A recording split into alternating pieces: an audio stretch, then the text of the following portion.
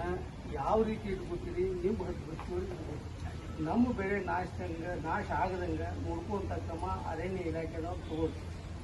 ಯಾಕಂದ್ರೆ ನಮ್ಮ ಬೆಳೆಗಳನ್ನ ಯಾವ ರೀತಿ ಬೆಳೆಯತ್ತಾವ ಮಣ್ಣಿ ಒಂದು ವಿಡಿಯೋ ವಾಟ್ಸಪ್ಲಿಕೇಶನ್ ಎತ್ತನ್ನ ಕಾಡ್ಕೊಂಡು ನೀರುಗಳು ಜಾರಿಗಾಗಿರ್ತದೆ ರಗತ್ ಬರಾಗಿರ್ತದೆ ಸತ್ಯ. ಅದಕ್ಕೆ ಪರಿಹಾರ ನೋಡ್ರಿ, ಪರಿಹಾರ ಕೊಡ್ಬೋದು. ಜೀವ ತಮ್ಮನ್ನು ಕೊಡಕ್ಕಾಗತ್ತೆ ಅನ್ನೋರಿಗೆ ಅದನ್ನು ನಾವು ಪೂರ್ವದಲ್ಲಿನ ಅದ್ರ ಕ್ರಮ ನಾವು ತಗೊಂಡಿದ್ದಾಗ ನಮ್ಮ ಬೆಳೆನೂ ಉಳಿತೈತಿ, ನಮ್ಮ ಎತ್ತುಗಳು ದನಕರಗಳು ಉಳಿತಾವ, ಆಮೇಲೆ ನಿಮ್ಮ ಪ್ರಾಣಿನೂ ನಿಮ್ಮ ಹದ್ದಿ ಬಸ್ತಿಯೊಳಗೆ ಸರಿಯಾದ ರೀತಿ ಒಳಗೆ ಇರ್ತೈತಿ. ಅದು ಒಂದು ಮುಖ್ಯ, ಅದಕ್ಕೂ ಗೊತ್ತಾಗಂಗಿಲ್ಲ. ಅದನ್ನ ಕ್ರಮ ತಗೋರು ಯಾರು? ನೀವು ಸಂಬಂಧಪಟ್ಟ ಇಲಾಖೆದ. ಮತ್ತೆ ಈಗ ನೀವು ಹಿಂದೇಟ್ ಹಾಕಿ ಆ ರೈತರು ಸತ್ತಂತ ನೀವು ದಾಖಲಾತಿ ಒಳಗೆ ಐತ್ರಿ. ನಿಮ್ಮ ದಾಖಲಾತಿ ಒಳಗೆ ನಮ್ಮ ರೈತರಿಗೆ ಈ ತಾಲೂಕಿನಾಗ ಇಷ್ಟು ಬೆಳೆ ನಷ್ಟ ಆಗಿದ್ದಕ್ಕೆ ಇಷ್ಟು ಪರಿಹಾರ ಕೊಟ್ಟು ಅನ್ನೋದು ದಾಖಲಾತಿ ಐತಿ.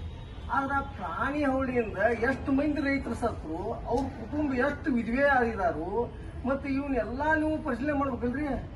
ಒಂದು ದೇಶ ನಡೆದ ದೇಶದ ಪ್ರಜೆಗಳ ಮೇಲೆ, ದೇಶದಾಗ ಪ್ರಜೆಗಳ ಸರ್ವಧರ್ಮದವ್ರು ಇರ್ಲಿಲ್ಲಪ್ಪ ಅಂತಂದ್ರೆ ದೇಶ ಇರಂಗಿಲ್ಲ.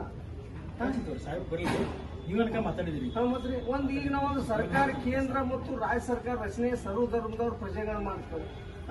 ಆಮೇಲೆ ರಾಷ್ಟ್ರಪತಿನ ಕೇಂದ್ರ ಸರ್ಕಾರ ನಾವು ಆಯ್ಕೆ ಮಾಡಿದಂತ ಪ್ರಜೆಗಳ ಆಯ್ಕೆ ಮಾಡಿದಂತ ಕೇಂದ್ರ ಸರ್ಕಾರ ಒಬ್ಬರು ರಾಷ್ಟ್ರಪತಿನ ಆಯ್ಕೆ ಮಾಡ್ತೈತಿ.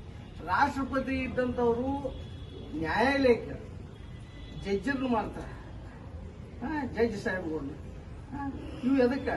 ಈ ಪ್ರಜೆಗಳು ಅದಾರ ಅಂತೇಳಿ ಹಿಂಗೊಂದು ಸುತ್ತೋಲೆ ಇರಲ್ಲ. ಈ ದೇಶದಾಗ ಈ ಪ್ರಜೆಗಳೇ ಇರ್ಲಿಲ್ಲಪ್ಪ ಅಂತಂದ್ರೆ ನಮ್ಗೆ ಕೋರ್ಟ್ ಎದಕ್ ಬೇಕು, ಆಮೇಲೆ ಕೇಂದ್ರ ಸರ್ಕಾರ ಎದಕ್ ಬೇಕು, ರಾಷ್ಟ್ರಪತಿ ಎದಕ್ ಬೇಕು, ಮತ್ತು ನಿಮ್ಮ ಇಲಾಖೆಗಳು ಎದಕ್ ಬೇಕು, ಮತ್ತು ಈ ಜಿಲ್ಲಾಧಿಕಾರಿ ಎದಕ್ ಬೇಕು? ನಮ್ಗೆ ಇವರೆಲ್ಲ ಅದಾರನ್ನ ಇವ್ರು ಸೇವೆ ಮಾಡಕದಿರಲ್ಲ.